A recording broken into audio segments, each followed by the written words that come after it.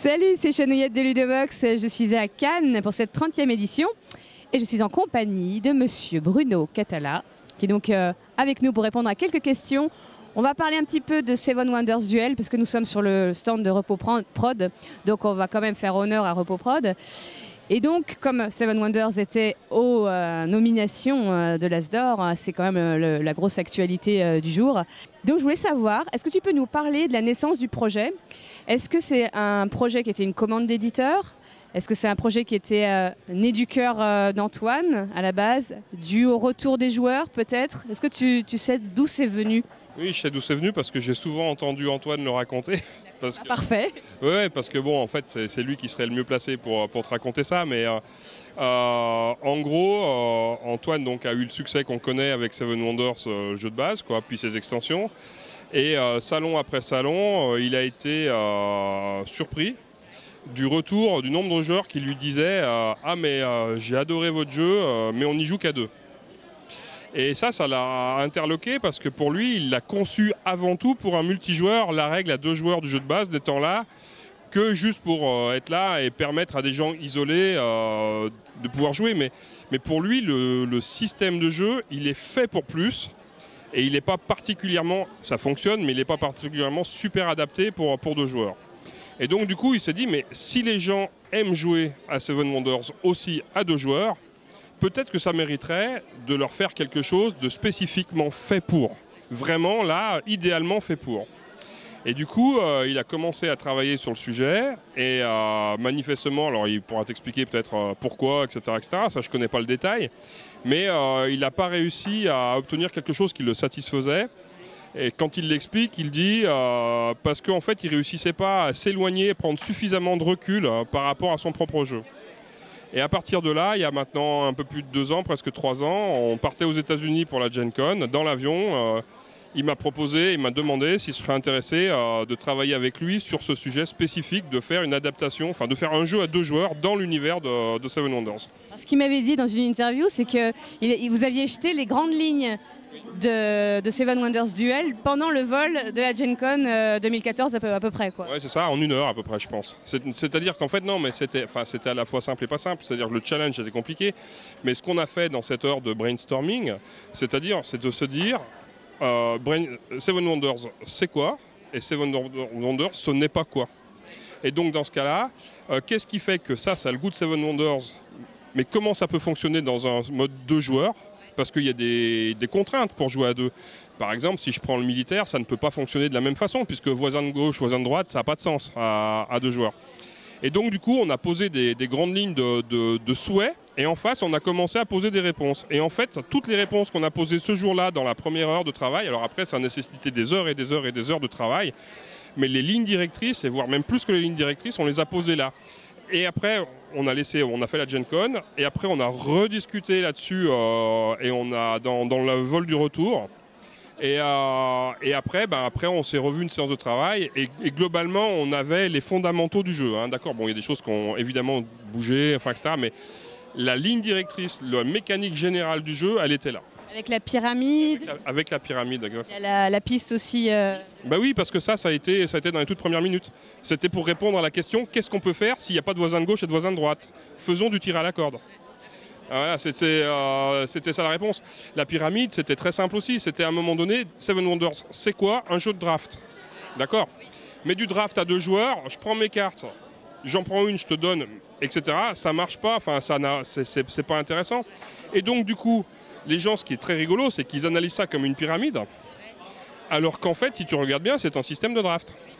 Puisque tu prends une carte, est-ce que tu prends pas, tu le laisses à l'autre, et le qui prend une carte et qui te laisse, etc. Et c'est un système de draft, mais posé sur table, spécifiquement adapté pour 2 joueurs. Comme on parle des merveilles avec Seven Wonders, tout de suite on voit la pyramide et ça... C'était, si tu veux, c'est pas la pyramide qui nous a amené à ça, mais le fait qu'on trouve l'idée de ce système de draft qui en plus représentait une pyramide, qui est une sorte de clin d'œil finalement, et là on s'est dit que c'était peut-être un signe que ça méritait d'explorer cette voie aussi. Enfin, des fois tu as des petits clins d'œil comme ça qui sont fort sympathiques. Toi tu es arrivé avec ton expérience du jeu à deux. C'est pour ça que tu t'es retrouvé dans le projet, en fait, en quelque sorte. Il est venu te chercher. Ça, voilà, Antoine, il est venu me chercher, sans doute, probablement, parce que voilà, ça fait des jeux à deux, j'en ai fait quelques-uns, quoi, et j'aime ça. Et puis aussi parce que moi, j'étais loin du projet Seven Wonders de base. C'est-à-dire que moi, c'est un jeu que j'adore, mais par contre, où j'ai très peu joué, en fait. Je suis tombé amoureux du jeu, mais par manque de partenaires, j'ai fait quelques parties et ça va pas plus loin. Donc en fin de compte, ça me permet à la fois d'en comprendre tous les rouages, mais sans les avoir adoptés si profondément que je peux plus les voir autrement. Donc je pense que ça, c'est un regard qui l'intéressait aussi. Et la troisième chose, et là c'est vraiment une histoire d'amitié, et ça je peux que lui dire merci, c'est qu'à cette époque-là, c'était encore une époque où moi je galérais financièrement. Et quand il m'a proposé le projet, il m'a dit « j'ai peut-être un projet rémunérateur pour toi ». Et donc il y avait aussi une volonté de partager quelque chose qui pouvait peut-être m'aider. Et ça, merci monsieur, quoi. Grande générosité du monsieur que vous voyez peut-être. En fait, on parle de lui comme s'il était loin, mais il est juste à côté. Voilà, ça j'en suis gré, vraiment. Ouais. Parce que du coup, derrière, c'était un carton public et critique, on peut le dire. Alors là, il était... Il y a très peu de mauvaises critiques, ouais, effectivement. Ouais. Il était nominé aux As d'Or. Alors, peut-être un petit mot sur cette nomination. C'était super, parce que en fait, les nominations, c'est toujours une cerise sur le gâteau. Hein. Je veux dire, quel que soit le jury, quel que soit le prix, moi, je vis ça toujours comme une reconnaissance de notre travail. Donc, c'est toujours agréable de la reconnaissance dans ce qu'on fait. Et je suis bien placé pour en parler. Les jeux à deux ne sont quasiment jamais récompensés, très peu nominés, jamais récompensés au final. Et le fait d'être déjà dans la liste finale des 3 jeux experts, pour moi, voilà, on avait déjà gagné, quoi, quelque part. Et puis après, comme on a justement tout ce retour du public où ça se passe super bien, moi, je suis très détendu par rapport à ça. Je suis content d'avoir été nominé. Évidemment que j'aurais aimé qu'on l'ait, si tu veux. Mais honnêtement, je n'ai pas eu de vraie déception dans la mesure où, en plus, le système... Je ne vais pas parler de pandémie en tant que tel, mais le système Legacy, c'est un tel coup de tonnerre, je dirais, dans le monde du jeu. Si tu veux, moi, j'ai plus vécu au travers de Risk Legacy, mais qui n'a jamais été traduit en français, que je trouve assez légitime que ce jeu-là l'emporte, même si j'aurais bien aimé que ce soit le nôtre. Voilà. Évidemment. Un petit mot peut-être sur du coup la place, le rôle de Repoprod dans tout ça, parce que mine de rien, c'est quand même eux qui ont tenu le truc depuis le début de Seven Wonders, puis après sur Duel. J'ai entendu parler par Thomas Provost qu'on a interviewé hier, je crois, qu'il y avait aussi une extension, alors peut-être que c'est trop tôt pour en parler, du Duel. Non, alors déjà, Repoprod, c'est un éditeur à la fois très amical, c'est-à-dire qu'on se connaît maintenant depuis des années. On a eu l'occasion de partager des moments de fou rire, avant même d'ailleurs que Repoprod soit éditeur de jeux, et avant même que moi je sois auteur, parce qu'on se retrouvait dans les mêmes immeubles à Essonne quand on allait faire nos premiers Essonne, donc c'était assez rigolo. Donc voilà, donc on se connaît bien. Par contre, en termes d'éditeur, c'est un éditeur exigeant. Et c'est tout à leur honneur, parce que je pense qu'à un moment donné, le bilan final d'un jeu, c'est aussi ça. C'est aller fouiller dans les moindres petits détails. Et c'est très rigolo, parce que il y a des choses qui ont changé dans la dernière nuit, avant de lancer en production. Ouais. Et mais dans le détail, hein, etc. Et donc, et voilà, on est allé jusqu'à ce niveau-là pour tenter de proposer quelque chose qui est le plus satisfaisant possible. Et puis après, c'est au public de dire ce qui va bien. Et puis bon, ce qui est agréable aussi, c'est que c'est un éditeur qui soutient ses produits, c'est-à-dire qu'il a une volonté de tenter, quand c'est possible en tout cas, de les inscrire dans la durée. Et justement, à cet égard-là, c'est bien là où nous sommes en train, effectivement, avec Antoine, de travailler sur une première extension, dont l'ambition serait, si possible, d'être disponible en fin d'année. Après, voilà, nous, on a déjà commencé à faire une partie du travail, on a des réunions de travail demain. Bon, c'est trop tôt pour détailler le contenu, pour dire de quoi ça parle, parce que ça peut encore changer, donc ça ne sert à rien de susciter des envies qui finalement ne seraient pas forcément satisfaites à la fin. Mais en tout cas, oui, on est en train de travailler dessus, et je dirais que même maintenant, on va devoir travailler avec une certaine énergie pour que ça puisse être prêt au plus tôt, quoi. Quand on voit le temps justement que met Repoprod à travailler son jeu jusque dans les moindres détails, tu disais jusqu'à la veille du lancement, voilà. À quel moment on sait que ça y est, c'est fini, là, on arrête d'y toucher? Bah, c'est une fois que tu as appuyé sur print en fait. Voilà, c'est ça. C'est la production qui va dicter. Bah oui, une fois que tu as lancé en prod, c'est fini, tu peux plus rien changer quoi. C'est quand même toi qui va décider de la date où tu vas lancer en prod. Ah oui, bien sûr, mais à un moment donné, tu as aussi des contraintes, par exemple là sur Duel, l'idée c'était que ça sorte à Essonne. Donc on savait que le jeu, attention, on savait que le jeu il était bouclé. Mais après, on est en train de discuter de savoir si à cet endroit-là, on met 2 icônes ou une, ou le commerce, est-ce qu'on est tout à fait sûr que le commerce, il doit se passer de cette façon-là ou pas. Enfin, tu vois, c'est voilà.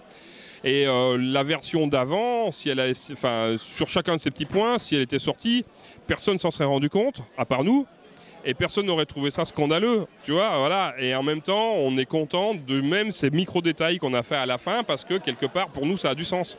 Mais je pense que le public ne le voit pas, en fait. Je pense qu'au bout d'un moment, on perçoit quand même que, voilà, comme on dit, le diable est dans les détails, quoi. C'est ça. On voit la différence. Une dernière petite question. Tu as une très grosse actualité, pas que chez Repoprod, notamment chez Bombix, parce qu'on va bientôt voir. Oui, d'ailleurs, je crois qu'ils sont en train de le faire, l'autre équipe. En fait, je me suis dit, Bombix, cette année, ils vont nous présenter 3 jeux. Et dans les 3 jeux, il y a un nom commun, qui est un nom propre, qui est Bruno Catala. Parce qu'il y a Manchot-Barjot, il y a Fourberie, et Abyss Kraken que nous on n'avait pas encore. Il est déjà sorti, ouais, tout à fait. Nous on l'avait pas encore fait, donc on va faire les 3. Je me suis dit tiens, il y a Bruno Catala dans les 3. Et alors du coup je me suis dit pourquoi il rentre pas en interne chez Bombix? Parce que déjà ils sont à Quimper. Pas déménager là-bas. Moi alors, je veux te dire c'est à moitié mon pays. Puisque ma mère est bretonne, elle est de Lorient, donc Quimper, je connais bien, voilà, c'est pas loin. Donc faut pas y retourner. Non, mais j'y ai jamais habité, j'ai jamais vécu. Moi, je suis de Rhône-Alpes. Enfin, j'ai toujours vécu dans Rhône-Alpes. D'abord dans le Val-de-Saône, en face du Beaujolais, ensuite à Grenoble, maintenant en Haute-Savoie.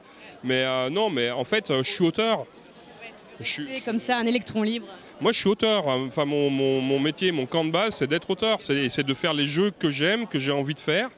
Et après, en tentant de les partager. Et après, l'éditeur qui a envie de les porter, il est le bienvenu, quoi. Après, il y a aussi des éditeurs à qui je présente rien.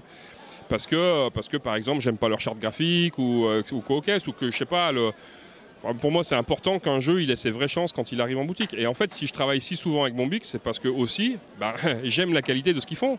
Parce que il y a une bonne alchimie entre nous, parce que voilà, et à chaque fois, eux, ils m'amènent sur le plan visuel, en particulier, des univers fabuleux, quoi. Abyss, voilà, franchement, vous verrez Fourberie tout à l'heure.